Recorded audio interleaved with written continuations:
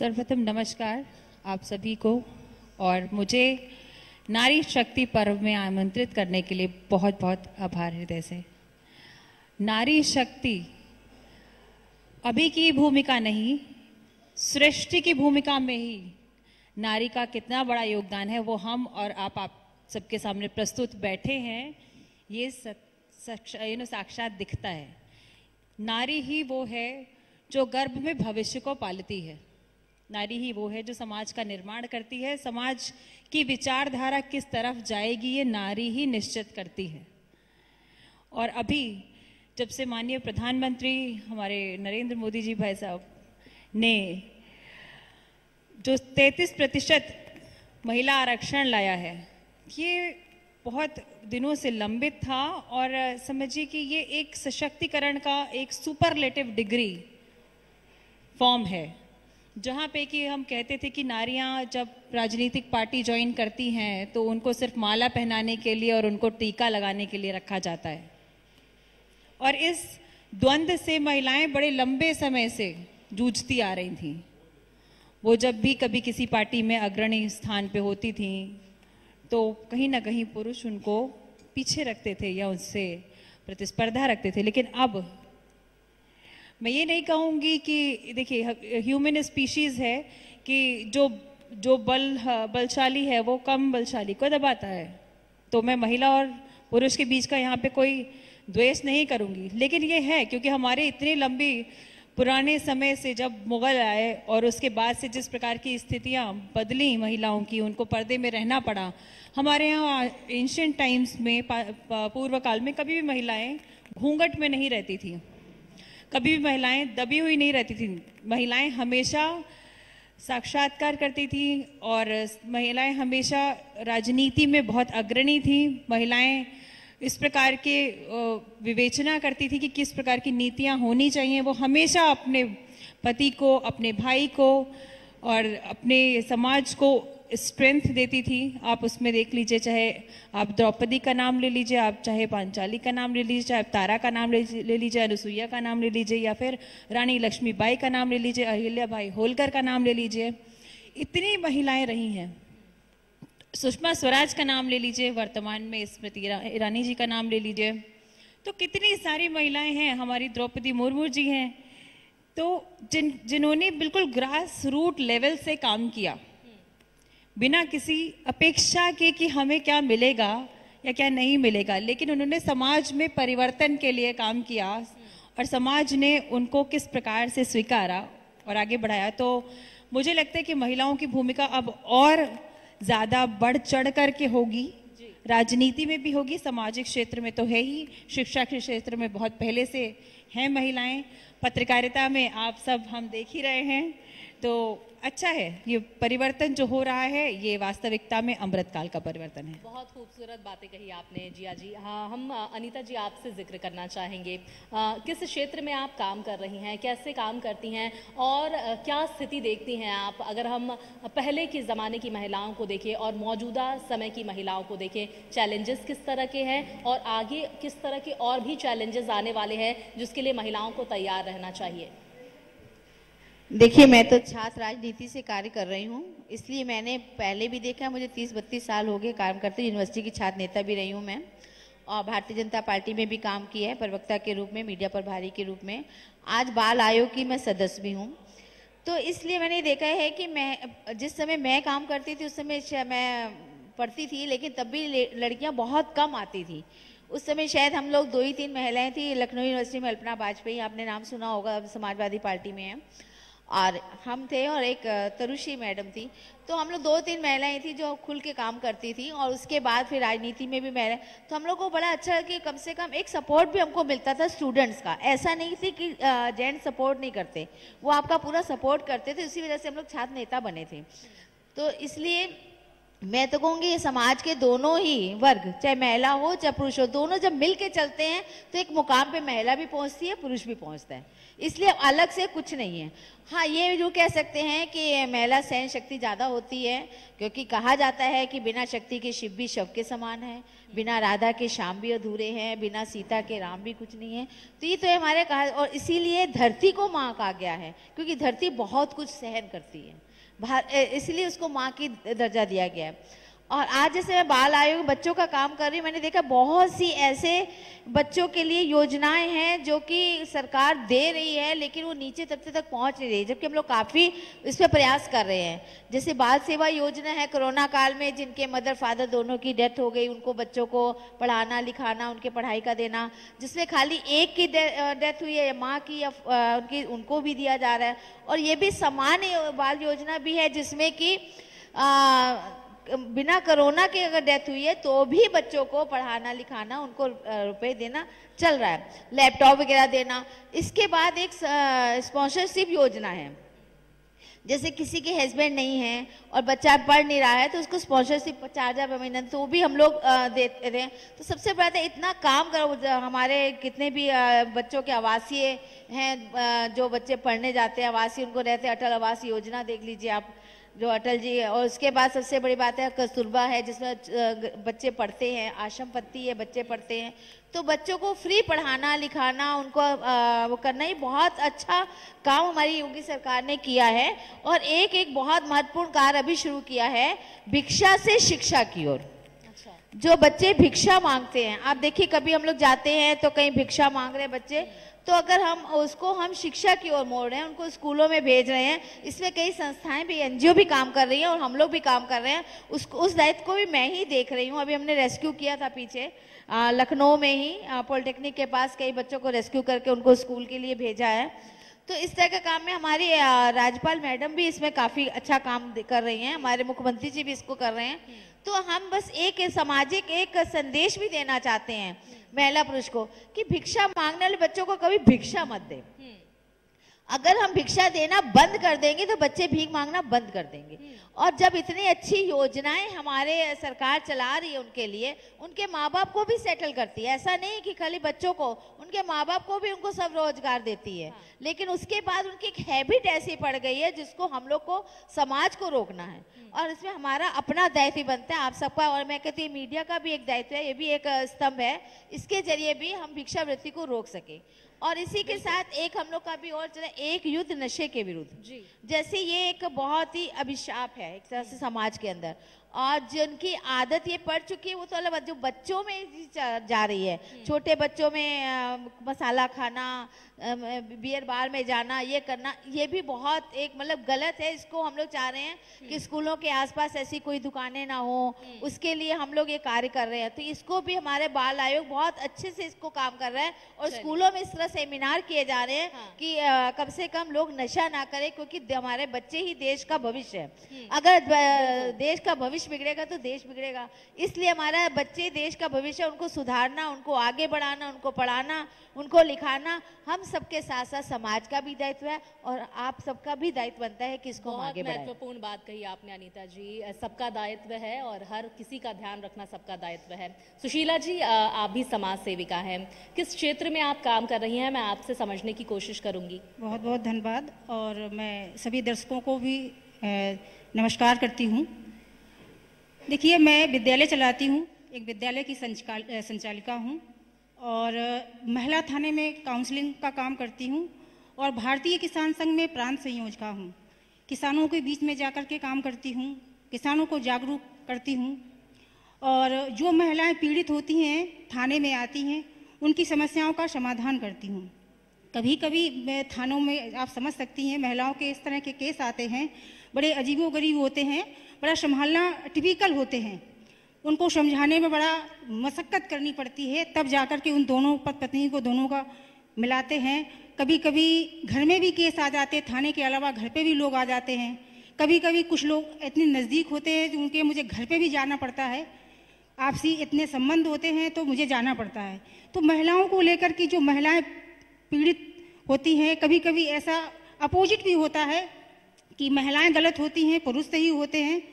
तो उन दोनों ही चीज़ों को लेकर के महिलाओं को जागरूक समाज में करती हूँ कि इस तरह की जो परिवार में विघटन होने का जो कारण है, क्या कारण है। तो उन समस्याओं को लेकर के समाज में जागरूकता का काम करती हूँ। और भारतीय किसान संघ में मैं गांव में जाकर के किसानों के बीच में जो उनकी समस्याएं होती, छोटी छोटी समस्याएं होती है जो किसानों को जानकारी नहीं है कि मुझे किस तरह से इसे सॉल्व करना चाहिए और क्या करना चाहिए, उन समस्याओं को लेकर के मैं किसानों के बीच में समस्याओं से अवगत कराती हूँ कि कैसे आप इससे समाधान करेंगी। अच्छा सुशीला जी, यूपी सरकार का एक इनिशिएटिव भी है शक्ति दीदी योजना। उसके जरिए दो जो महिला पुलिसकर्मी हैं वो जनता के बीच में जाती हैं, महिलाओं को उनके लिए की जा रही योजनाओं के बारे में भी जानकारी देती हैं। उसके बारे में क्या कहें? महिलाओं के बीच में जाती हैं। मैं अभी कार्यक्रम हुआ था विकास भवन में, उसमें महिलाएं जो काम कर रही हैं उनको सम्मानित किया गया था। और जो महिलाएं आज सक्षम नहीं हैं, मतलब कमज़ोर हैं गांव में, जो अभी भी उन्हें जागरूक नहीं है, तो हमारे जो महिलाएं हैं मिशन शक्ति पे काम कर रही हैं। हमारा जो महिला थाने की जो टीम है, थानों की टीम है मिशन शक्ति पर, क्योंकि मिशन शक्ति से मैं जुड़ी हुई हूँ, तो मिशन शक्ति में महिलाओं को जागरूक किया जाता है। उन मुद्दों पे काम करना मेरा विषय रहता है कि महिलाएं किस तरह, अगर आपकी कोई प्रॉब्लम आती है तो आप किस तरह से आप उस समस्या से किसको फोन करेंगी, तो इन सभी विषयों पे मैं काम करती हूँ। आपका जो अधिकार है, आपकी जो सरकार की जो योजनाएं हैं उसके बारे में आप जन जन को जागरूक करती हैं। निर्मा जी भी हमारे साथ मौजूद हैं। जिया जी, निर्मा जी से अभी हम नीचे मिले थे तो वो काफ़ी बातचीत कर रही थी। निर्मा जी, एक बड़ा ही इनिशिएटिव, बहुत अच्छा इनिशिएटिव आपकी तरफ से किया जा रहा है, जो सबसे बड़ा आजकल जब बेटी होती है ना, अभी तो खैर वो दौर बदल गया है, अब लोगों को लगता है कि भाई सशक्त है, बेटी हुई है तो कोई बात नहीं, अपने लिए वो कुछ कर लेगी। लेकिन एक दौर भी वो भी था जब बेटी होती थी तो सबसे पहले चिंता लोगों को, घर वालों को, माँ बाप को यही सताती थी कि भाई इसकी शादी कैसे करेंगे। लेकिन आप एक बहुत ही अच्छे इनिशिएटिव के बारे में बातचीत कर रही थी। मैं चाह रही थी कि आप अपने ही शब्दों में उस इनिशिएटिव के बारे में जनता को बताएं। Thank you. मैं निर्मा देवी कुबेर लाल जन सेवा संस्थान चलाती हूँ और मेरी संस्था का कार्य है कि गरीब बेसहारा बच्चियों की शादी कराना। और हम लोग जो हर माँ बाप की इच्छा होती है कि हम अपने बच्चों की शादी बहुत अच्छे से धूमधाम से करें, मगर किसी कारणवश वो लोग ये इच्छाएं पूरी नहीं कर सकते, तो हम लोग उस जगह जा कर के, जिसको पता चलता है हम लोगों को, हमारी संस्था के लोगों को, तो हम लोग जाके उन गरीब बेटियों की शादी कराने का काम करते हैं। अभी तक हम लोगों ने 13 लड़कियों की शादी कराई है और मेडिकल कैंप भी लगवाते हैं गरीब लोगों के लिए ग्रामीण क्षेत्रों में जा जाके, तो जिससे सभी को सुविधाएं मिलती हैं। और बेटियां हैं तो हमारा आज है, बेटियां हैं तो कल है। तो कितनी बेटियों की शादी आपने कराई? हमने अभी 13 बेटियों की शादी कराई है और वो बहुत खुश हैं। और पूरा सामान जरूरत का जो होता है बेटियों के लिए, वो सब हमारी संस्था के द्वारा दिया जाता है और हम लोग उनकी देखभाल भी करते हैं कि बाद में किसी बेटी को कोई दिक्कत तो नहीं हो रही, कोई समस्या तो नहीं है, तो उसका भी समाधान हम लोग करते हैं। बहुत अच्छी बात है। जिया जी, देखिए, अब हम शादी का अगर जिक्र करते हैं तो हमारे समाज में एक ऐसा भी वर्ग है, ऐसा भी तबका है जो आज भी दहेज को बहुत महत्वपूर्ण मानता है। और हम चाहेंगे कि दहेज पर आप इंडिया न्यूज़ के इस खास कार्यक्रम नारी शक्ति पर्व पर कुछ बोले और उन लोगों को जागरूक करें जिन्हें लगता है कि भाई अगर लड़के बहुत पढ़ लिए हैं, लड़की पढ़ी लिखी है, अच्छा कमा रही है, तो भी कोई फर्क नहीं पड़ता, ये डिमांड है और आपको इसे पूरी करनी है। एक प्रेशर क्रिएट करने की कोशिश यहाँ पर परिवार वालों के लिए होती है। उनके लिए आप क्या कहना चाहेंगे इस मंच से? जी बिल्कुल, देखिए, समाज की कुरीतियाँ जो चली आ रही थी बड़े लंबे समय से, उसके लिए हम जैसी, आप जैसी महिलाएं हमेशा बोलती रही हैं और बहुत सुधार है। सरकार ने भी बहुत इनिशिएटिव लिए हुए हैं कि यदि कोई दहेज का मामला आता है तो उसमें तुरंत कार्रवाई होती है। लेकिन सामाजिक जागरूकता बहुत आवश्यक है कि बेटी जो स्वयं में एक धन है, उसका कन्यादान होता है, ठीक है। अब वो धन लेने के बाद में भी यदि आप जीवन पर्यंत किसी की आत्मा से भी उसकी आत्मा ले रहे हैं और उसके बाद में भी अपेक्षा करते हैं कि वो आपको ऊपर से और धन दे, तो मुझे लगता है कि इसमें भी महिलाओं का बहुत बड़ा रोल है। जब एक लड़का बड़ा होता है तो उसको वैल्यूज कौन देता है? उसकी मदर। जब 2 बच्चे पढ़ रहे होते हैं बैठ करके, तो माँ बोलती है, बिटिया तुम पानी लाना, बेटे को नहीं बोलती। ये जो परिवर्तन है ये औरत ही लाएगी। ये जो हम बात कर रहे हैं कि दहेज लेना पाप है, दहेज देना पाप है, ये औरत ही समझाएगी अपने बेटे को। और जब विवाह योग्य बच्चा ही खड़ा हो जाएगा, और ऐसे बहुत सारे मामले आपने देखे होंगे न्यूज में आते हैं कि सास ससुर दहेज दे रहे हैं और बेटा कहते नहीं मैं 1 रुपए ले लूंगा। तो आप सोचिए कि ऐसी भी माएँ हैं जिन्होंने ऐसे संस्कार दिए होंगे अपने बेटों को। तो ये संस्कार का जो प्रकरण है, जो प्रक्रिया है, ये सारी माताओं की तरफ से होनी चाहिए। और माताओं को ये फील करना चाहिए, ये समझना चाहिए, समझाना चाहिए कि बेटी और बेटा एक समान है। तो इस प्रकार से कल को अगर तुमसे तुम्हारी शादी के लिए बात होती तो तुम्हें मना करना है कि मुझे दहेज नहीं चाहिए, क्योंकि तुम्हारी भी बहन है, और नहीं भी है तो भी नहीं करना है। देखिए, स्वावलंबन की जो भावना है वो माता सीता ने लव कुश को आश्रम में रहते हुए, जंगल में रहते हुए भी दी थी। वो स्वयं महारानी थी, उसके बाद में भी लकड़ियां काटती थी, गेहूं पीसती थी, फिर खाना बनाती थी। तो उस स्वावलंबन को देख करके लव कुश जैसे हुए, वो बहुत इम्पॉर्टेंट है। और आज देखिए जैसे ये संस्थाएं काम कर रही हैं, ऐसी बेटी फाउंडेशन की मैं ब्रांड एम्बेसडर हूँ। हम लोग भी स्ट्रीट चिल्ड्रंस को जो भीख मांगते हैं बच्चे, उनको 3 घंटे के लिए रोक करके पढ़ाते हैं। सीपी में हनुमान मंदिर में और आईआईटी गेट पे स्कूल्स चलते हैं। अपार्ट फ्रॉम दैट हम साल में शादी करते हैं, लगभग 21 से 11 लड़कियां होती हैं, और बढ़ जाती हैं तो हम मना नहीं करते, जितनी व्यवस्था होती है हम करते हैं। छतरपुर मंदिर में वो भी हम करते हैं। और मैं सनातन युवा वाहिनी चलाती हूँ, जिसकी कि प्रदेश अध्यक्षा जिया मिश्रा जी सामने बैठी हुई हैं हमारे। तो महिलाओं को ध्यान में रखते हुए कि जितनी भी महिलाएं अग्रसर होकर काम करें वो अच्छा है समाज के लिए। चलिए, ये बहुत ज़रूरी है, हर महिला को अग्रसर होना पड़ेगा, अपने बारे में सोचना होगा, परिवार के बारे में, प्रदेश और देश के बारे में। अनीता जी, देखिए अब महिलाओं की क्या भागीदारी है समाज में, इसका तो हमने जिक्र किया। अब ज़रा जिक्र इस बात का भी कर लेते हैं कि एक सशक्त महिला के पीछे पुरुषों की किस तरह की भागीदारी होती है, कैसे आप एक रोल मॉडल सेट करते हैं। क्योंकि देखिए, अभी कुछ वक्त पहले मेरे साथ तमाम मेहमान और मौजूद थी, एक महिला आई थी, उनकी बेटी उनके साथ आई थी। पहले एक वक्त था जब लोगों को लगता था कि हमें पापा जैसा बनना है, पापा बहुत अच्छे पढ़े लिखे हैं, बहुत पूरे देश दुनिया की राजनीति के बारे में जानते हैं। लेकिन अब जिस तरह से चेहरा बदला है, महिला सशक्तिकरण के साथ ही किस तरह से आगे बढ़ रही हैं, अब उस लड़की ने ये जवाब दिया कि मैं अपनी माँ की तरह बनना चाहती हूँ, रोल मॉडल है वो मेरे लिए। कैसे देखती हैं आप इसे? बिल्कुल, काफ़ी समय बदला है, काफ़ी परिवर्तन हुआ है। अब तो आप देखिए, स्कूल में पहले एक फादर का ही नाम होता था, अब स्कूल में ही मदर का नाम पहले लिखा जाता है। और सबसे बड़ा आता है, देखो बच्ची जब छोटी होती है तो उसको हमेशा माँ बाप दोनों बहुत प्यार करते हैं, वो पापा ज़्यादा ही प्यार करते हैं। वो हमेशा बेटी अपने पापा से ज़्यादा प्रेम करती है, क्योंकि उसको लगता है कि पापा मेरे बाहर जाते हैं, काम करते हैं। लेकिन आज के दौर पे महिला भी बाहर जा रही है और पापा भी बाहर जा रहे हैं। दोनों माँ बाप जब बाहर जाते हैं तो वो उसको लगता है कि मेरी मम्मी भी स्ट्रांग है। आगे उसको पापा स्ट्रांग लगते थे, अब उसको मम्मी भी स्ट्रांग लगती है। तो उसका एक बहुत बड़ा फर्क ये पड़ रहा है कि वो उसको लगता है कि मेरी माँ भी बहुत घर का काम भी निपटाते हुए, बाहर का करते हुए, उसके बाद इतना अच्छा टाइम है। जब वो बड़ी होती है तो उस चीज़ को समझती है। और जिस तरह से मैं कहती हूँ फादर का रोल रहता है, ब्रदर का रोल रहता है, हस्बैंड का रोल रहता है, उसी तरीके से एक महिला का भी रोल पुरुष के साथ रहता है। वो भी उसको पूरा सपोर्ट करती है कि पुरुष कहीं आगे बढ़ता है तो उसके पीछे नारी का हाथ होता है, कहा जाता है। लेकिन मैं आज कहती हूँ, नारी भी कोई आगे बढ़ती है तो उसके पीछे किसी पुरुष का ही हाथ होता है, बिना उसके नहीं। और नारी को नारी घर में सपोर्ट करती है। अगर उसकी मदर है, उसकी मदर इन लॉ है, वो उसको सपोर्ट करती, तब भी वो बहुत कुछ कर सकती है। मैं आपको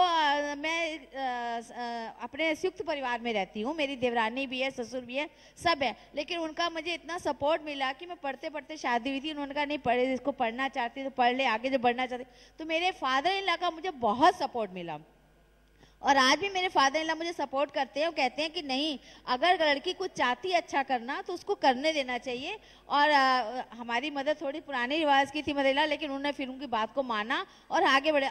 जब भी आपने दहेज के लिए बोला, जब मैं नारी शक्ति, एक हम लोग की संस्था बनी थी, अलका वाजपेयी की डेथ हो गई थी, अल्पना वाजपेयी की बहन, तो उसको दहेज के पीछे ही जला दिया गया था। तो हम लोगों ने उस पर एक बड़ा मिशन, बड़ा काम किया, और उसके बाद उसमें दहेज के जितने भी उसके लिए एक कानून बना, हम लोगों ने नारी शक्ति की संस्था को बनाकर उसमें दहेज के, और आज देखिए दहेज काफी कम हो चुका है, बहुत कम हो चुका है। अब ये कहना दहेज मांगा जाता है ये गलत है, दहेज मांगा नहीं जाता है, बल्कि जो लड़के वाले वो भी कहते हैं हमारे घर में रखने की जगह नहीं है भैया, कुछ देना नहीं, पहले ही बोल देते हैं, क्योंकि इतना उनका घर है वो पहले। लेकिन अब वो दहेज वाली बात नहीं है। लेकिन आज ऐसा कहीं मिसयूज होता भी है और कहीं नहीं होता। गांव में आज एक बाल विवाह की समस्या भी हम लोग के पास आती है कि जो छोटे गांव हैं, छोटे जिले हैं, उनमें आज भी बाल विवाह की प्रथा है। बाल विवाह तभी होता है जब बच्चियां स्कूल नहीं जाती हैं।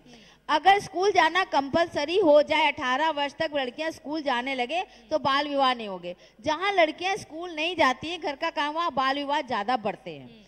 तो इसलिए हम लोग का दायित्व है कि लड़कियों को भी हम स्कूल भेजें और सरकार की जितनी योजनाएं हैं उनको लागू करके लड़कियों के लिए बहुत अच्छा, इंटर तक पढ़ाई फ्री है, उनका हर चीज फ्री है, उनकी यूनिफॉर्म फ्री है, सब कुछ फ्री है। तो सरकार इतनी योजनाएं दे रही है तो इसको हम लोगों को आगे बढ़ाना चाहिए और इन कुप्रथाओं को रोकना चाहिए। जितनी कुप्रथा रुकेंगी उतना नारी सशक्ति होगी। जी बिल्कुल अनीता जी, इस तरह की कुप्रथाओं का अंत होना बहुत जरूरी है, तभी देश जो है वो विकसित राष्ट्र के रूप में डेवलप होगा। और उसमें जागृत हम लोगों का ही पहला कर्तव्य बनता है, महिला का पहला कर्तव्य बनता है, महिला और पुरुष दोनों ही का ही ये अपना कर्तव्य है। ये भागीदारी को आगे, इनके बिना भागीदारी के कुछ नहीं हो सकता, इसलिए भागीदारी बहुत आवश्यक है समाज की। आपके पास आऊंगी, अब हम जरा व्यक्तिगत तौर पे भी बातचीत कर लेते हैं। किस तरह के चैलेंजेस आपने समाज में बदलाव की एक सोच रखी, किस तरह के चैलेंजेस शुरुआती दौर में आपको आए और परिवार में किस तरह का सहयोग आपको प्राप्त हुआ, इसके बारे में भी हमारे दर्शकों को बताएं। अभी मैम ने बहुत अच्छा क्वेश्चन किया।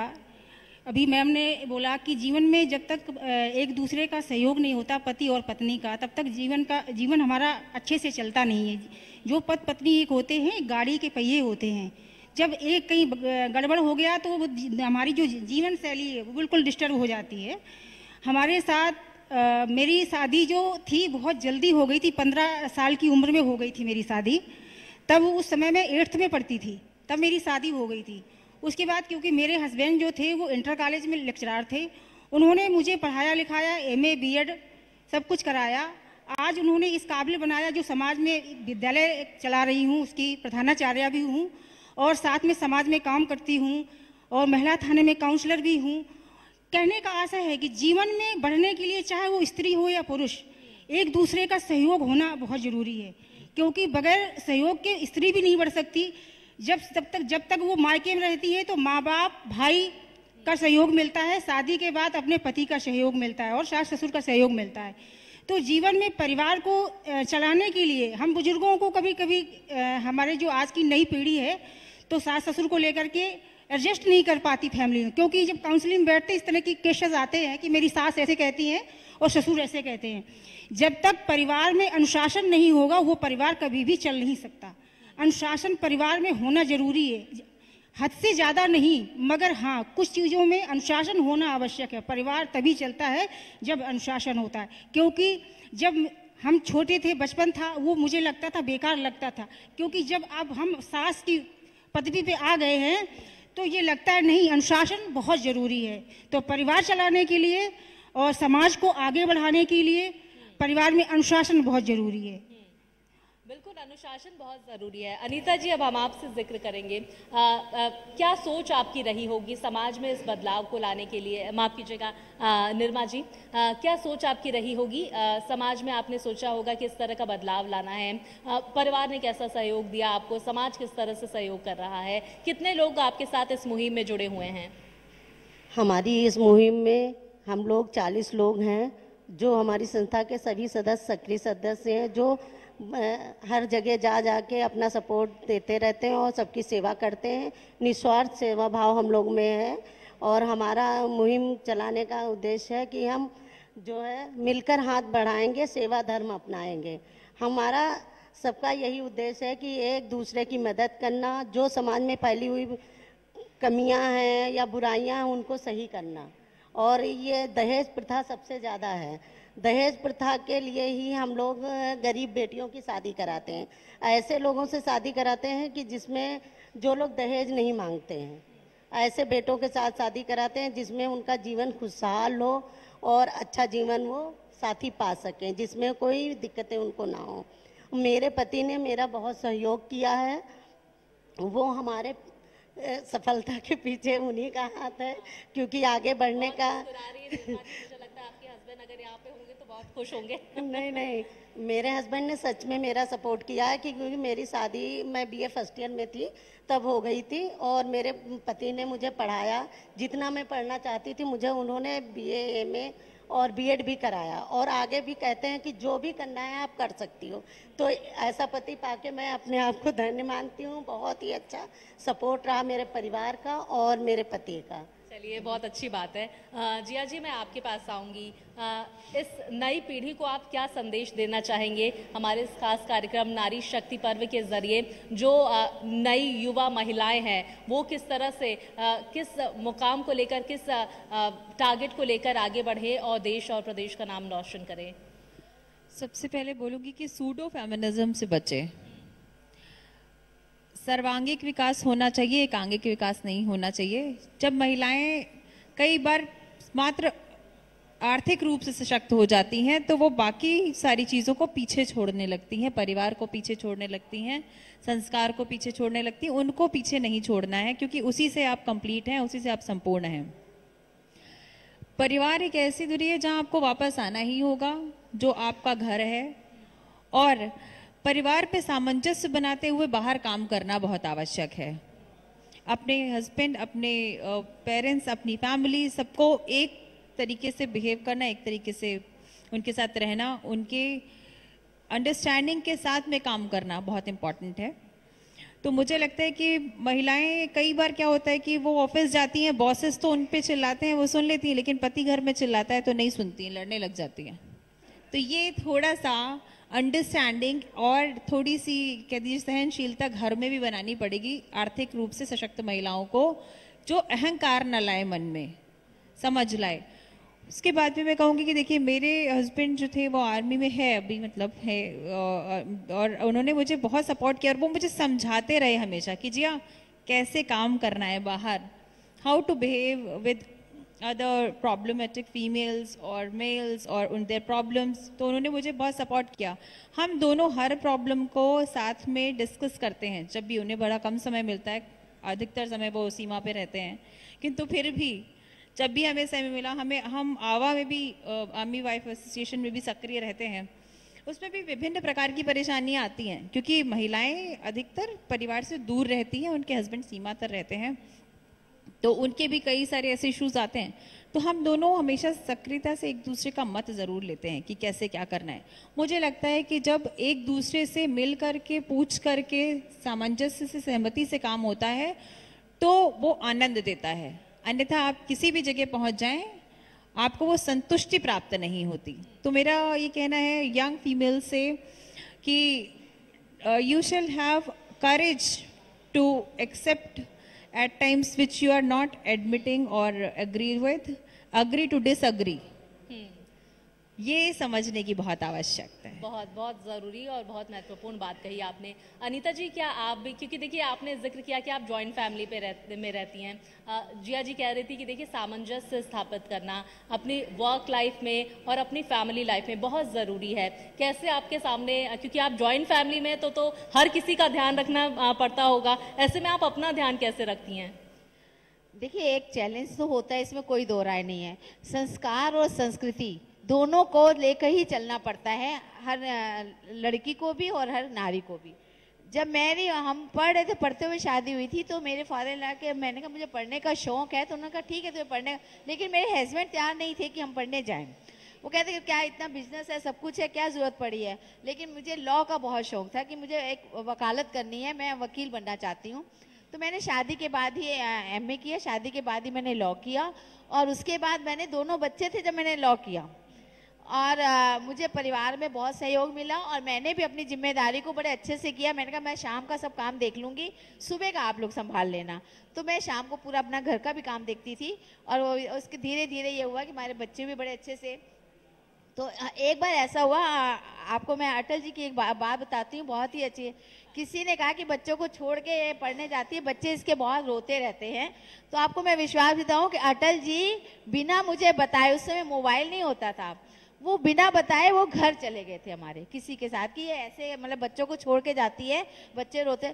जब वो घर गए तो बच्चे दादी बाबा के साथ खेल रहे थे, बड़े खुश थे। उन्होंने कहा तुम्हारी मम्मी कहाँ गई है? उन्होंने कहा मम्मी कॉलेज गई है, स्कूल गई है। तो उन्होंने कहा देखो मैं उसके घर गया हूँ, उसके घर का माहौल बहुत अच्छा है, इसलिए उस लड़की के लिए मत कुछ कहा करो। अटल जी तक शिकायत पहुंची थी हमारी उस समय, क्योंकि अटल जी ने ही मुझे बीजेपी ज्वाइन कराई थी। तो हमने कहा, और मुझे आज कहा भी जाता है कि अटल जी के साथ काम किया हुआ है।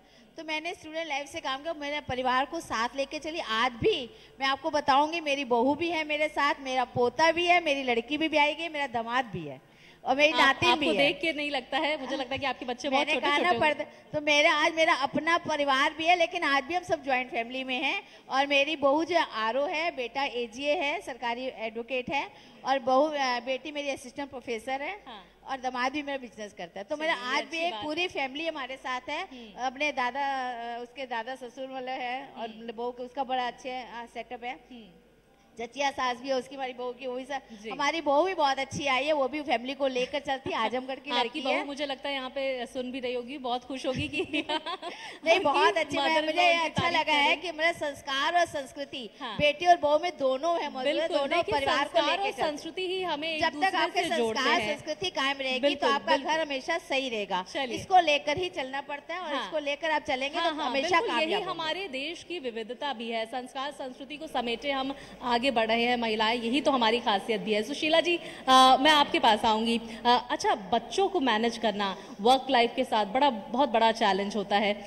किस तरह से उसे बैलेंस करके रखती है? क्या बच्चे पूछते नहीं कि मम्मा मुझे भी थोड़ा वक्त दो, थोड़ा समय दो, इस तरह के सवाल कभी आपके सामने?